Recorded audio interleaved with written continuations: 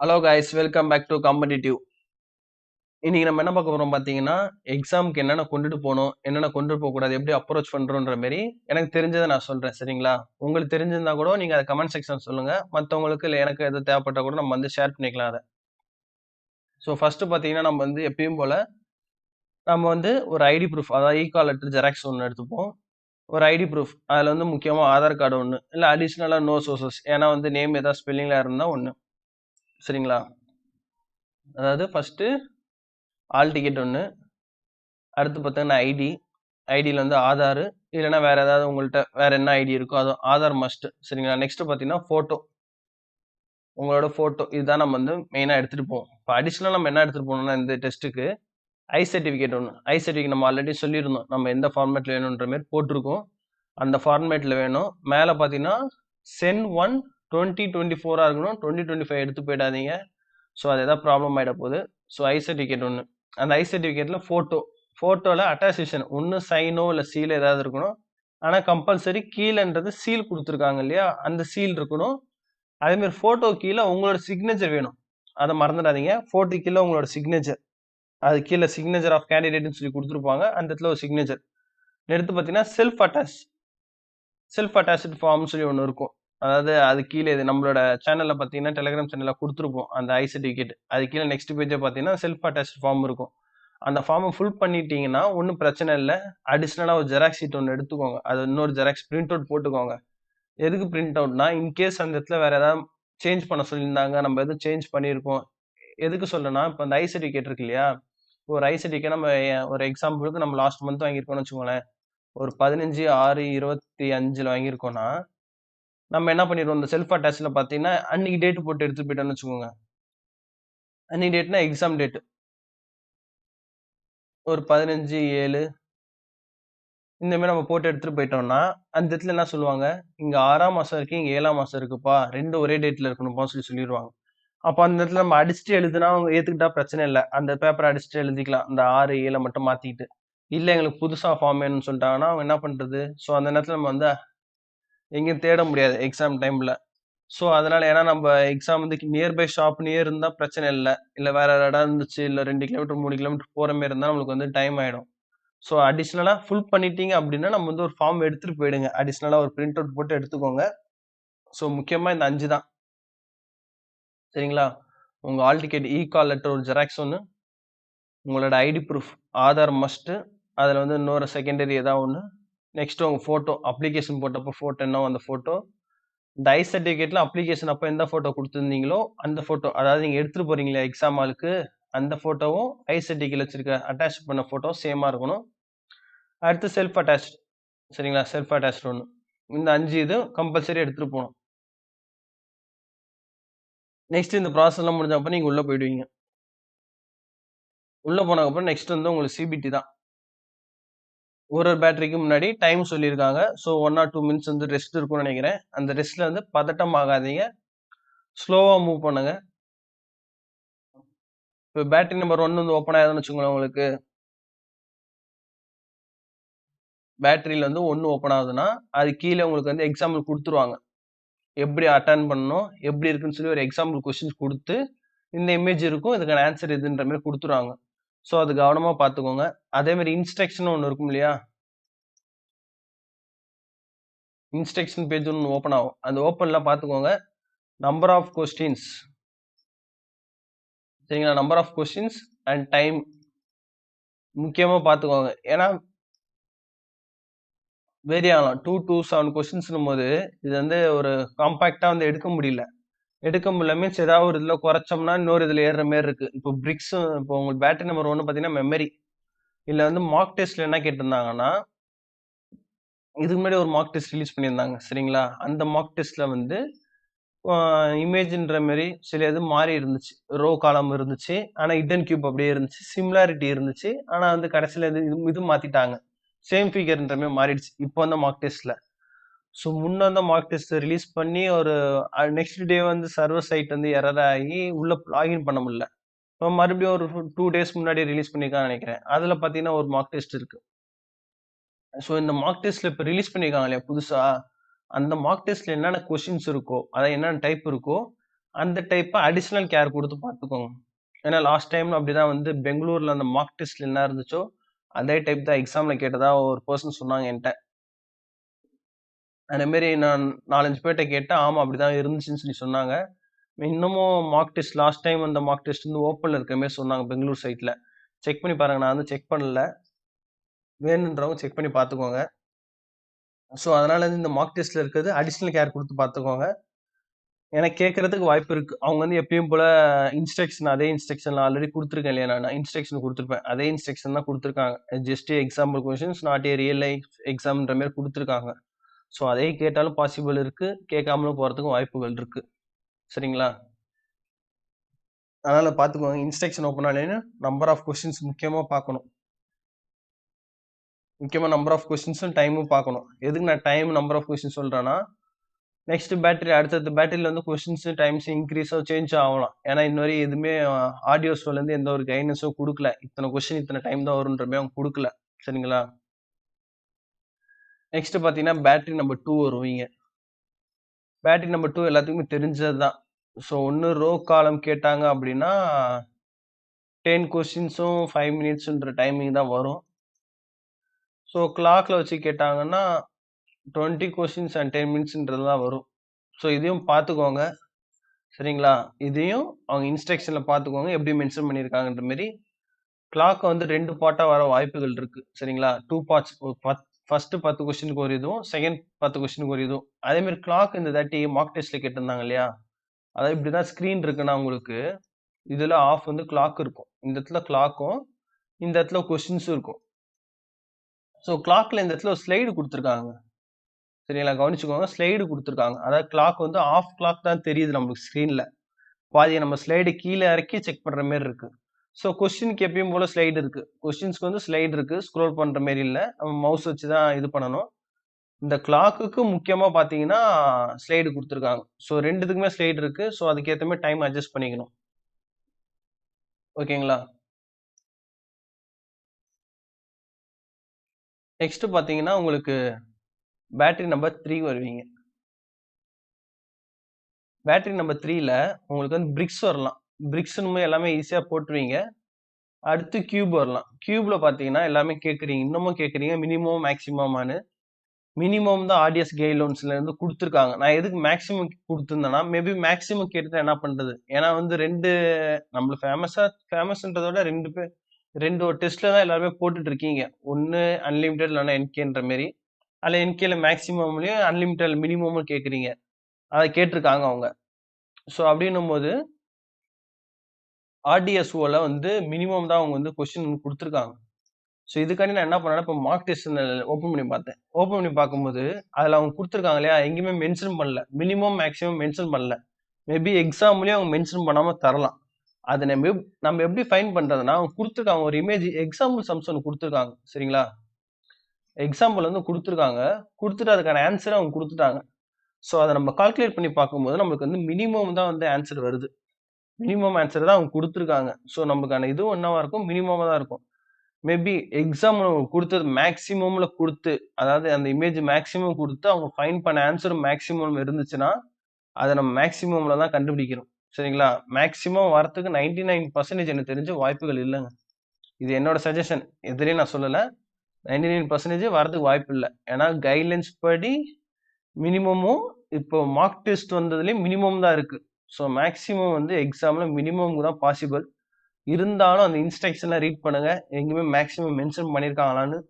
பண்ணல, maximum mention பண்ணல, இன்ஸ்ட்ரக்ஷன்ல mention பண்ணல அப்படின்னா அடுத்ததான் இமேஜ் இருக்கு இல்லையா? அந்த எக்ஸாம்பிள் சம்ஸ் அந்த எக்ஸாம்பிள்ல சால்வ் பண்ணி பாருங்க. ஆன்சரை பார்க்காம நீங்க சால்வ் பண்ணி பாருங்க. மினிமம்ல வருதா மேக்ஸிமம்ல வருதான்னு. மினிமம் வந்துட்டு அந்த கொஸ்டின் ஃபுல்லா மினிமம்லயே வந்துடும். சரிங்களா? 50 கொஸ்டின் கேட்கறான்னா 50 மினிமம்ல வந்துடும். நெக்ஸ்ட் பேட்டரி 4 வருவீங்க. எதுக்கு வந்து உங்களுக்கு வந்து மினிமம் ஒரு பேட்டரி முடிய உங்களுக்கு டைம் கொடுக்குறாங்கன்னு தெரியுமா? 1ல இருந்து 2 நிமிஷம் கொடுக்குறாங்க. எதுக்குன்னா நீங்க இது ரிலாக்ஸ் ஆகணும். சரிங்களா? இன்கேஸ் இதுல இருந்து 50 கொஸ்டின்ஸ் 10 மினிட்ஸ். சரிங்களா? அது அன்லிமிட்டட்ல வந்து 50 கொஸ்டின் கொடுத்து 80 மினிட் கொடுத்துருப்பாங்க. எதுக்கும் பார்த்தீங்கன்னா உங்களோட ஸ்பீட் இன்க்ரீஸ் பண்றதுக்காண்டி கொடுத்துருப்பாங்க. ஸோ 10 மினிட்ஸ் தான் நினைக்கிறேன் எக்ஸாம்ல. மேபி உங்களுக்கு கொடுக்கப்பட்ட 10 மினிட்ஸ்ல நீங்க 40 கொஸ்டின்ஸ் தான் போட்டிருக்கீங்கன்னா ஃபீல் பண்ணக்கூடாது. சரிங்களா? 40 போட்டுட்டீங்கன்னு தான் ஃபீல் பண்ணணும். 40 போட்டுருக்கோம்டா நம்ப, அப்படி ஃபீல் பண்ணணும். 40 தான் போட்டுருக்கோம், எல்லாமே 50 போட்டோம்ன்னு சொல்லி ஃபீல் பண்ணக்கூடாது. ஃபீல் பண்ணீங்கன்னா, அடுத்தடுத்து வர பேட்டரிய நீங்க வந்து லூஸ் பண்ணிருவீங்க. ஸோ, அதனால தான் உங்களுக்கு வந்து அடுத்தடுத்து நெக்ஸ்ட் ஸ்லைடு ஓப்பன் ஆகாம, பிரேக் டைம்ன்னு ஒரு டைம் குடுத்துருக்காங்க. அந்த இதுல நீங்க உங்க மனச வந்து ஆறுதல் படுத்தணும் நீங்க தான். ஸோ 40 போட்டுருக்கோம், பரவால்ல, நல்ல ஸ்கோர் தான். நம்ம வந்து அடுத்த பேட்டரில ஃபோக்கஸ் பண்ணணும். இப்போ 40 போட்டிருக்கீங்கன்னா, எலிஜிபிள் ஆயிருப்பீங்க மேபி. சான்சஸ் இருக்கு நெறையாவே. 40 கொஸ்டின் கியூப்லலாம் பார்த்தீங்கன்னா, நெறைய சான்சஸ் இருக்கு எலிஜிபிள் ஆவறதுக்கு. அப்படி எலிஜிபிள் ஆயிட்டீங்கன்னா, மேபி மார்க் பார்த்தீங்கன்னா, ஒரு 44 கூட வரட்டுமே. 42 தானே உங்களுக்கு வேணும். ஸ்கோர் 44 கூட வந்தா கூட எலிஜிபிள் நீங்க. ஸோ இத நெனச்சு அடுத்தடுத்து வரதுல என்ன பண்ணுவீங்க? அதுலயும் ஒரு 46 இல்ல 48ன்னு நெனச்சீங்கன்னா முடிஞ்சு போச்சு. கடைசி 2த்துலயும் 40, 40 வந்தீங்கன்னா ஸ்கோர் ஏறாது.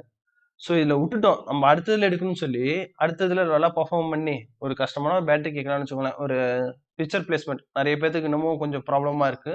ஸோ ஓரளவுக்கு எல்லாமே 50ய தாண்டிட்டீங்க ஸ்கோர். இப்போ நீங்க வந்து ஒரு பேட்டரில வந்து ஒரு 44 தான் எடுத்திருக்கீங்க அப்படின்னா, நெக்ஸ்ட் ஒரு பேட்டரி நம்ம ஃபோக்கஸ் பண்ணணும். சரிங்களா? அந்த இதுல நம்ம 60, 60 எடுத்தா தான் இந்த ஒரு மார்க் ஆவரேஜ்ன்றது இந்த 44ன்ற பேட்டரியோட ஸ்கோருக்கு போய் ஒரு ஆவரேஜா ஒரு ஸ்கோர் வந்து உங்களுக்கு வரும். அதுக்கு தான் வந்து டைம் குடுத்துருக்காங்க. அந்த 1 மினிட்ன்றது நம்ம வந்து சரி விட்டுட்டோம். அடுத்து இருக்க பேட்டரி நல்லபடியா பண்ணணுன்றதுக்காண்டி தான். நம்ம இந்த பேட்டரிய விட்டுட்டோம்னு சொல்லி அடுத்தடுத்து நம்ம ஃபீல் பண்ணி அடுத்த பேட்டரி நம்ம வந்து விட்டுட்டு இருந்தோம்னா, சுத்தமா ஸ்கோர் வந்து ஏறாது. எதுக்குன்னா மொத்தம் இதுல சென்னை ஜோன பொறுத்தவரைக்கும் ஒரே இதுல நடக்கல. 6000 மெம்பர்ஸ் வந்து அவங்க ஒண்ணா நடத்துனாங்க. அதாவது சிபிடி 2வ. ஏன் சிபி80 வந்து தனித்தனியா நடத்தியிருக்காங்கன்னு தெரியல. ஏன்னா ஷிஃப்ட் 1, ஷிஃப்ட் 2 நடக்குது. மேபி வந்து ஸ்ப்ளிட் பண்ணியிருக்கலாம். மெம்பர்ஸ் வந்து 2400 மெம்பர்ஸ் வந்து 1200, 1200 சொல்லி ஸ்ப்ளிட் பண்ணியிருக்கலாம் அவங்க. அது எப்படி ஸ்ப்ளிட் பண்ணாங்கன்னு தெரியல மேபி. ஏன்னா பார்த்தீங்கன்னா, மேபி அவங்களோட ஒரு ரேண்டமான ஒரு சும்மா ஒரு குத்துமதிப்பா ஒரு 1200 பேர் ரோல் நம்பர் எடுத்து ஒரு லைன்லயும், 1200 ஒரு லைன்லயும் விட்டுருக்கலாம். மேபி அதுல வந்து ஒரு என்ன சொல்றேன்னா 1200 மெம்பர்ஸ் வந்து ஃபுல்லாவே படிச்ச பசங்கலாம், அதாவது நல்ல ஸ்கோர் எடுத்த பசங்கலாம் வரலாம். இல்ல நடுவுல மிங்கிள் பண்ணி விடலாம். ஏன்னா அவங்க ரோல் நம்பர் தான் சூஸ் பண்ணியிருப்பாங்க. மார்க் வச்சு எடுத்து பிரிச்சிருக்க மாட்டாங்க. சோ அது ஒரு லக் பேஸ்ல இருக்குது அது. சோ அப்படி என்னமோ ஃபர்ஸ்ட் ஷிஃப்ட்ல வந்து இல்ல செகண்ட் ஷிஃப்ட் ஏதோ ஒரு ஷிஃப்ட்ல வந்து மேபி உங்களோட ஸ்கோர் கூட ஃபர்ஸ்ட் ஸ்கோரா வரலாம். அப்படி ஸ்கோர் வந்துச்சுன்னா உங்களோட மார்க் 28 இந்த ரேஞ்ச் கூட ரீச் பண்ணலாம். அப்படி ரீச் பண்ணிச்சுன்னா 50 மார்க் எடுத்தவங்களுக்குலாம் வந்து பாசிபிள். ஃபைனல்ல வரதுக்கு பாசிபிள் இருக்குது. ஸோ சில கேட்டகரிக்கலாம். ஸோ அதனால தான் சொல்றேன், நம்மளோட ஃபுல் எஃபோர்ட் போடணும். என்னப்பா இதுலயே 44 40 தான் போட்டேன். இதுக்கப்புறம் எங்க மார்க்கே 50 தான். இதுக்கப்புறம்லாம் வராது. ஒரு பேட்டரில மார்க் போயிருச்சு. நீ அடுத்தடுத்து வராதுன்னு நினைக்காதீங்க. எல்லா பேட்டரிலயும் உங்களோட எஃபோர்ட் போடுங்க. என்ன வருதுன்றது கடைசியா பார்த்துக்கலாம். சரிங்களா? அதனால உங்களோட ஃபுல் எஃபோர்ட் போடுங்க. ஃபுல் எஃபோர்ட் போட்டு நீங்க உங்களோட எ எஃபோர்ட் வந்து இதுல காட்டணும். ஏன்னா இதான் லாஸ்ட் எக்ஸாம். ஸோ இதுக்காண்டி தான் வந்திருக்கோம். இவ்வளவு தூரம் வந்துட்டோம். ஃபர்ஸ்ட் இதுலயே நீங்க எதிர்பார்த்திருக்க மாட்டீங்க. வரமாட்டோம். கட் ஆஃப் 50, 60 வரும்னு. ஆனா அதுலயும் கிராஸ் பண்ணி வந்திருப்பீங்க. செகண்டா அந்த மாரி எதிர்பார்த்திருப்பீங்க. அதுலயும் அந்த மாரி தான் வந்துட்டீங்க. இப்ப அதே மாரி தான் தேர்ட் கூட நடக்கலாம் இல்லையா? எதிர்பார்க்காம தான் இருந்திருப்பீங்க. செகண்ட்லயும். அதே மாரி தேர்ட்லயும் எதிர்பார்க்காம தான் இருக்கீங்க. எங்க நம்ம வரப்போறோம்? எதுக்கு நம்ம சும்மா போய் எழுதுறோம்ன்ற மாரி. மேபி அதுல வந்துட்டா என்ன பண்றது? சோ அதனால உங்களோட ஃபுல் எஃபோர்ட் போடுங்க. வந்துட்டான்றதோட ஃபுல் எஃபோர்ட் போட்டீங்கன்னா பிரச்சனை இல்ல. போடாம அந்த 1 மார்க் போயிருந்தா அப்போ ஃபீல் பண்ணக்கூடாது. ச்சே நம்ம எஃபோர்ட் போட்டுருக்கலாம்டா. நம்ம வரமாட்டோம்னு நெனச்சு சரியா பண்ணாம விட்டோம். ஆனா பேனலுக்கு 1 மார்க் கம்மியா நம்ம இருந்துட்டோமேன்ற மாரி அப்போ ஃபீல் பண்ணிறக்கூடாது. அதுக்காண்டி சொல்றேன். சரிங்களா? அடுத்து பேட்டரி 4.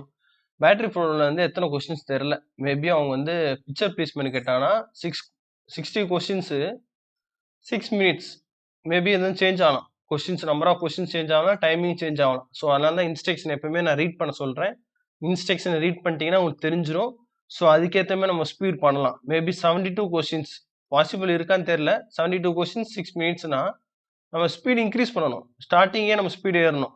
நம்ம வந்து லாங் ரேஸ் ஓடுற மாரி ஸ்டார்ட்டிங் ஸ்லோவா போவேன். ஒரு 10 செகண்ட் 10 கொஸ்டின் போடுவேன். ஆனா போக போக நான் ஸ்பீட் ஏத்திருவேன். கடைசி 2 மினிட்ஸ் இருக்கும்போது நான் 30 கொஸ்டின்ஸ் கிராஸ் பண்ணிருவேன். நெனச்சு நம்ம பாட்டு என்ன பண்ணிருவோம், விட்டுருவோம். 10 கொஸ்டினோ ஒரு 15 கொஸ்டின் விட்டுருவோம். மிஸ் பண்ணிட்டோமேடா! அதுக்கு தான் சொல்றேன். முன்னாடியே நம்ம கொஸ்டின் பார்த்துட்டோம்னா, நம்ம அப்பயே ஃபிக்ஸ் பண்ணிடலாம். அந்த இன்ஸ்ட்ரக்ஷன் டைம்ல ஃபிக்ஸ் பண்ணிடலாம் மைண்ட்.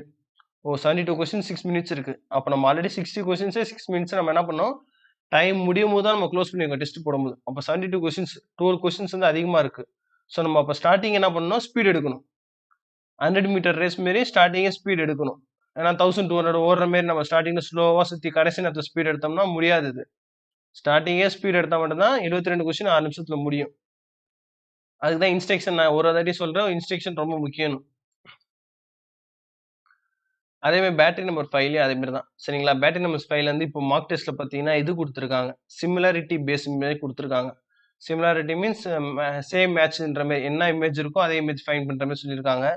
அதுல மேபி டெஸ்ட் இப்போ அன்லிமிட்டட்ல இருந்து பெய்டு டெஸ்ட்னு ஒண்ணு இருக்கு பார்த்தீங்களா? லைவ் பெய்டு டெஸ்ட்ன்னு சொல்லி குடுத்துருக்காங்க. அது போட்டு பாருங்க. எல்லாருமே அத வந்து போடலன்னா போட்டு பாருங்க.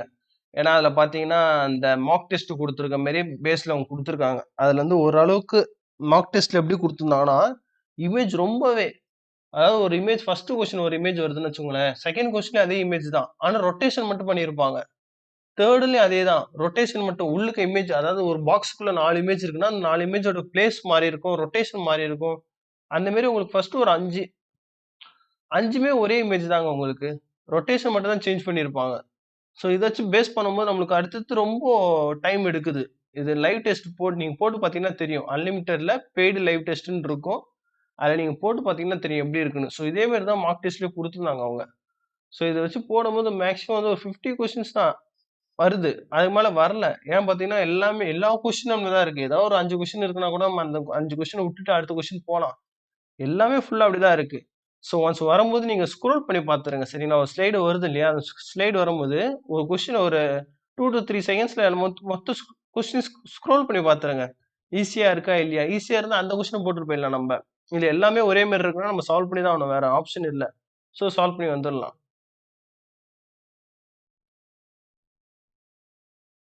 ஸோ நெக்ஸ்ட் பார்த்தீங்கன்னா, இது கேட்டிருந்தீங்க. டி ஸ்கோர் எப்படி ப்ரோ ஆல் ஓவர் இந்தியாவான்னு கேட்டிருந்தீங்க. ஸோ ஜோன் வைஸ் தான் டி ஸ்கோர் வரும். ஜோன் வைஸ் டி ஸ்கோர் சரிங்களா? ஆல் ஓவர் இந்தியாலாம் கிடையாதுங்க. ஆல் ஓவர் இந்தியான்னு வச்சுக்கோங்களேன், ஒரு உதாரணத்துக்கு நான் சொல்றேன். சென்னை ஜோன்ல ஒரு டாப் பிளேயரு அதாவது டாப் மெம்பர் இருக்காங்க இல்லையா? அத டி ஸ்கூல்ல அதாவது இந்த சிபிஐடில டாப் ஸ்கோர் எடுக்குறாங்க இல்லையா? அந்த ஸ்கோரே பார்த்தீங்கன்னா, ஒரு 38 தான் வருதுன்னு வச்சுக்கோங்களேன். பேட்டரி நம்பர் 2ல 38 தான் வருது. சாரி பேட்டரி நம்பர் 2ன்றத பேட்டரி நம்பர் 3 இந்த கியூப் கேட்குறாங்க இல்லையா? அதுல 38 தான் வருதுன்னு அப்படின்னா, ஒரு ஆவரேஜ் இந்தியாவோட ஆவரேஜ் பார்த்தீங்கன்னா, ஒரு 44 இருக்குன்னு வச்சுக்கோங்களேன். ஏன்னா நார்த் சைடுல ஓரளவு டாமினேட் பண்ணிட்டாங்க அப்படின்னா, ஒரு 44 வந்துருச்சு. ஒரு ஆவரேஜ் வச்சுக்கோங்க. ஸோ இதுக்கு மேல எடுத்தவன் தான் பாஸ். கரெக்ட்டுங்களா? ஆவரேஜ்க்கு மேல எடுத்தவங்க தான் பாஸ் பண்ணுவாங்க. அப்ப நார்த் சைடுல இருக்க சில ஜோன் எல்லாமே பாஸ் பண்ணிருவாங்க. சதர்ன் ஜோன்ல 38 தான் ஒரு டாப் ஸ்கோரேன்னா, இவங்க என்ன பண்ணிருவாங்க? ஃபெயில் தானே! அப்ப டாப்ல இருக்கவங்களே ஃபெயில்னா, கீழ இருக்க எல்லாருமே ஃபெயிலு. சரிங்களா? அப்ப கீழ இருக்க எல்லாருமே ஃபெயில் ஆயிட்டா என்ன ஆகும்? ஜோன் வேக்கன்சி ஃபுல்லா எம்ப்டியா போயிடும். ஸோ அந்த மாரி ஆல் ஓவர் இந்தியா ஸ்கோர் வந்து எடுக்க மாட்டாங்க. ஸோ ஜோன் வைஸ் ஸ்கோர் தான் வரும். ஸோ அதனால ஆல் ஓவர் இந்தியா ஸ்கோரா ப்ரோ அதெல்லாம் வந்து எக்ஸ்பெக்ட் பண்ணாதீங்க. அதெல்லாம் சுத்தமா கிடையாது உங்களுக்கு. ஜோன் வைஸ் இதுலயும் பார்த்தீங்கன்னா, சென்னைக்கு வந்து ஷிஃப்ட் 1,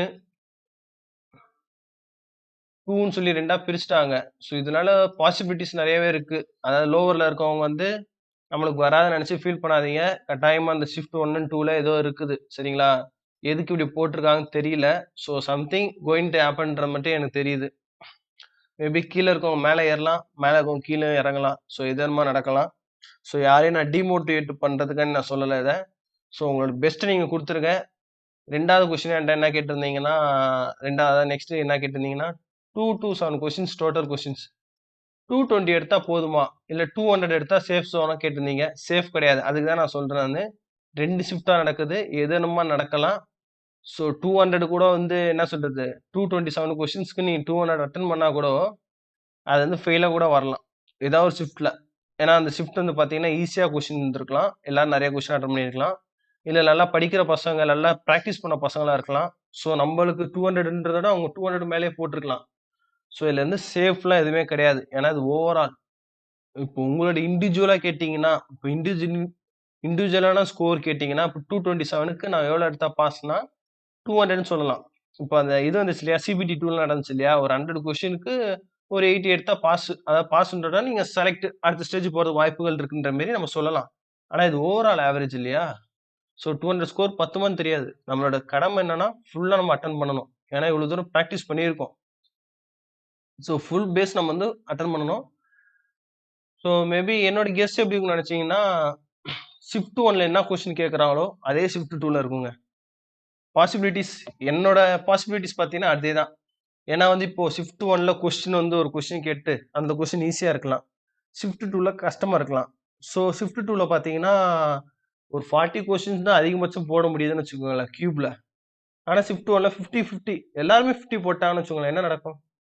இவங்களுக்கு கம்மி, அதனால மார்க் கம்மியா இருக்கும். அதாவது எல்லாமே 50 போட்டாங்க இல்லையா?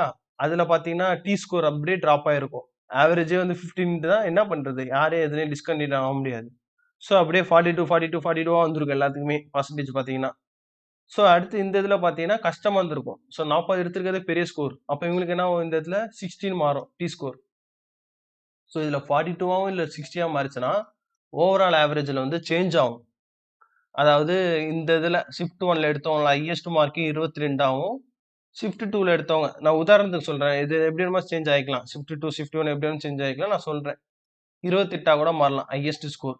ஸோ இப்படி ஆகும்போது வேரியேஷன் 6 மார்க் வந்து வித்தியாசம் வருது. இந்த 6 மார்க் என்ன ஆகும்னா, ஓவரால் ஆவரேஜ் அந்த ஃபைனல் மார்க் வருது இல்லையா? அந்த ஃபைனல் மார்க்ல பாட்டம்ல இருக்கவங்க கூட டாப்புக்கு வரலாம். ஓகேங்களா? பாசிபிலிட்டிஸ் இருக்கு. அதனால என்ன நடக்கும்னா, நான் எக்ஸ்பெக்ட் பண்றேன்னா, ஷிஃப்ட் 1ல என்ன கொஸ்டின், என்ன நம்பர் வச்சு கேட்கறாங்க? எஸ் ஆர் நோல ஒரு 6 டிஜிட் கேட்கறாங்கன்னா, அதாவது இந்த மாரி 6 டிஜிட் கேட்கறாங்க ஷிஃப்ட் 1ல அப்படின்னா, இந்த மாரி எஸ் ஆர் நோல இதே நம்பரு ஷிஃப்ட் 2லயே வரும். அதே கொஸ்டின் 75 கொஸ்டின் வருதுன்னா, இந்த 75 கொஸ்டினும் ஷிஃப்ட் 2க்கு வரும். ஆனா நம்பர் சேஞ்ச் பண்ணி வரும். எனக்கு ஃபர்ஸ்ட்ல வந்த கொஸ்டின் அவங்களுக்கு செகண்ட்ல வரலாம். இல்ல 4த்ல வரலாம். இல்ல 10த்ல வரலாம். ஸோ இந்த மாரி என்னோட பாசிபிலிட்டிஸ் இந்த மாரி இருக்க வாய்ப்புகள் இருக்குதுங்க. ஏன்னா அப்படி குடுத்தா தான் 2 பேரும் ஒரே கொஸ்டின் எழுதியிருக்கீங்க. ஒரே இது எழுதியிருக்கீங்க. இப்ப அவங்க டி ஸ்கோர் கனெக்ட் பண்றதுக்கு ஒண்ணா ஈஸி ஆயிடும். ஏன்னா ஷிஃப்ட் 1ல பண்ணாலும், ஷிஃப்ட் 2ல பண்ணாலும் ஓவராலா ஒரே கொஸ்டின், ஒரே நம்பர் எல்லாமே 1ன்றப்ப எல்லாத்தோட இதுவும் ஒண்ணா போட்டு ஒரே ஆவரேஜா கொண்டு வந்துருவாங்க அவங்க. ஸோ இந்த மாரி இருக்கிறதுக்கு என்னோட கெஸ் படி பாசிபிள் இருக்கு. மித்தபடி வேற எதுவும் பண்ண நார்மலைசேஷன் கிடையாது இல்லையா? அதனால வந்து ஒருத்தனுக்கு ஈஸியாவும், ஒருத்தவங்களுக்கு கஷ்டமா மாறிடும். ஸோ என்னோட கணக்குப்படி இந்த மாரி வரதுக்கு வாய்ப்புகள் இருக்கு. முக்கியமான விஷயம் டி ஸ்கோர பத்தி பயப்படாதீங்க. உங்களோட பெஸ்ட்ட நீங்க குடுங்க. 227 கொஸ்டின்ஸ்க்கு 227ம் கரெக்ட்டா இருக்க மாரி குடுங்க. கட்டாயம் உங்களுக்கு நல்ல ஸ்கோர் வரும். சரிங்களா? ஜோன் வைஸ்ல தான் டி ஸ்கோர் வரும். ஆல் ஓவர் இந்தியா கிடையாது. நெக்ஸ்ட் பார்த்தீங்கன்னா, டைம் மேனேஜ்மென்ட் ரொம்ப ரொம்ப முக்கியம். அதுக்கு தான் நான் ஸ்டார்ட்டிங்ல இன்ஸ்ட்ரக்ஷன் படிங்க சொல்றது. ஏன்னா கொஸ்டின்ஸ் அதிகமாவும், டைம் கம்மியா இருந்தாலும், நம்ம ஸ்டார்ட்டிங்கே டைம் வந்து பிக்கப் பண்ணி ஆகணும். இப்போ பேட்டரி நம்பர் 5ல பார்த்தீங்கன்னா, ஆக்டகன்லாம் பார்த்தீங்கன்னா 96 கொஸ்டின்ஸ் 6 மினிட்ஸ் சம்திங் இருக்கு. 6ஓ 7ஓ இருக்கு. ஸோ இதெல்லாம் ஓரளவுக்கு நீங்க ஆவரேஜா மூவ் பண்ணாலே வந்து போட்டுறலாம். இதே வேற ஏதாவது குடுக்கும்போது 72 கொஸ்டின்ஸ் 6 மினிட்ஸ்ன்னும்போது பத்தாது. ஸோ நம்ம ஸ்டார்ட்டிங்கே 100 மீட்டர் ரேஸ் மாரி நெனச்சு ஸ்டார்ட்டிங்கே நீங்க வந்து ஸ்பீட் எடுத்து கடைசி வரையும் அந்த ஸ்பீட்ல போணும். ஏன்னா 2 ஹாஃபா நடக்கும். ஃபர்ஸ்ட் பார்ட் ஒண்ணு, செகண்ட் பார்ட்ன்ற மாரி நடக்குது. அதாவது 32 கொஸ்டின் 36 கொஸ்டின்ஸ்ன்ற மாரி 36 கொஸ்டின்ஸ ஃபர்ஸ்ட் 3 மினிட்ஸ் 6 மினிட்ஸ்னா 3 மினிட்ஸ்க்குள்ள முடிக்க பாருங்க. ஓகேங்களா? அப்படி ஃபர்ஸ்ட் பார்ட்ட 3 மினிட்ஸ்க்குள்ள முடிச்சிட்டீங்கன்னா, செகண்ட் பார்ட் 3 மினிட்ஸ்ல முடிச்சிடலாம். ஸோ அந்த அளவுக்கு நீங்க வந்து ஸ்பீட் எடுக்கணும். ஓரளவுக்கு முடிச்சுட்டேன்னு நெனைக்கிறேன் உங்கள்ட்ட சொல்றது. அண்ட் யாரும் வந்து லூஸா இருந்துறாதீங்க. உங்களோட ஸ்கோர் வந்து இதுல எப்படி வேணுமோ ஏறலாம். ஸோ அதே மாரி கவனமா இருங்க. ஏன்னா பார்த்தீங்கன்னா, இப்ப நெறைய பேர் பார்த்தீங்கன்னா வச்சுக்கங்களேன், என்ட்ட கமெண்ட்ல கேட்டது என்னன்னா, "ஒரு ஐ 6/6 இருக்கு ப்ரோ. இன்னொன்னு 6/9 இருக்கு. ரிஜெக்ட் ஆகுமான்னு?" சொல்லி கேட்டிருந்தீங்க. அவங்க இப்போதைக்கு வந்து சர்டிஃபிகேட் எடுத்துட்டோ, இல்ல டாக்டர்ட்ட பேசியோ எப்படியோ, இல்ல வேற ஏதாவது டாக்டர் செக் பண்ணியிருந்தா கூட அவங்க 6/6 2மே இருக்குன்ற மாரி போட்டு விட்டுருப்பாங்க. அது என்னன்னு தெரியாது. அவங்களுக்கே பயமா இருக்கும். ஒரு ஹாஸ்பிட்டல்ல 6/6ன்றாங்க, ஒண்ணுத்துல 6/9ன்றாங்க. என்னன்னே தெரியல. சரி ஏதோ 6/, இருக்கு நம்ம எக்ஸாமுக்குள்ள போவோம். அங்க டிவில பார்க்கணும்னு சொல்லி வந்துருவாங்க. இந்த கேட்டகரி மெம்பர் வந்து ஒரு 50 அந்த ரேஞ்ச்ல இருந்தாங்க. மார்க் வந்து 50 அந்த மாரி இருந்துச்சுன்னா சிபிடி 2 மார்க் அவங்களுக்கு வந்து அந்த அளவுக்கு எஃபெக்ட் ஆகாது. அதாவது மேல இருக்க அடுத்த மெம்பர்ஸ்க்கு எஃபெக்ட் ஆகாது. இதே இந்த மாரி கேட்டகரி பர்சன் ஒரு 80 பிளஸ்ல இருந்தாங்கன்னு வச்சுக்கோங்களேன். சாரி 80 பிளஸ்ல இருந்தாங்கன்னா, இவங்களோட பேனல்ல உள்ள போயிடுவாங்க. அதாவது செலக்ட் ஆகி உள்ள வந்துட்டாங்க அப்படின்னா, இவங்க வந்து பேனல் வந்துரும் இவங்களுக்கு. இந்த மாரி பேனல் வரும்போது, இவங்க வந்து எங்க டிவில தான் கேன்சல் ஆவாங்க. அதுவரையும் இவங்க வந்து போயிடுவாங்க. மெடிக்கல்ல தான் கேன்சல் ஆவாங்க. மெடிக்கல்ல தெரிஞ்சிரும். ஒரிஜினல் 6/6ஆ இல்ல 6/9ஆன்றது தெரிஞ்சிரும். ஸோ 6/9 இருந்தா கேன்சல் ஆயிடும்னு வச்சுக்கோங்க. அந்த மாரி கேட்டகரில இருக்கவங்க கேன்சல் ஆயிடும். ஸோ இந்த மாரி வந்து ஒரு 20 பேர் கேன்சல் ஆனாங்கன்னா என்ன ஆகும்? கீழ இருக்க லோவர்ல அதாவது கட் ஆஃப் கீழ இருக்காங்க இல்லையா? 20 பேர் அவங்களுக்கு வந்து ஷார்ட் ஆகும். ஏன்னா இந்த பேனல் எல்லாமே முடியணும். இந்த மெடிக்கல் எல்லாமே முடிஞ்சு செகண்ட் பேனல் ரிலீஸ் பண்ணுவாங்க. வெயிட்டிங் லிஸ்ட் கிடையாது. செகண்ட் பேனல் அதாவது இருக்க வேகன்சியை ஃபில் பண்றது பேர் தான் செகண்ட் பேனல். சரிங்களா? வெயிட்டிங் லிஸ்ட்ன்றது இந்த வருஷம் நீங்க எழுதின எக்ஸாமுக்கு சாரி டிஸ்டர்ப் பண்ணுது.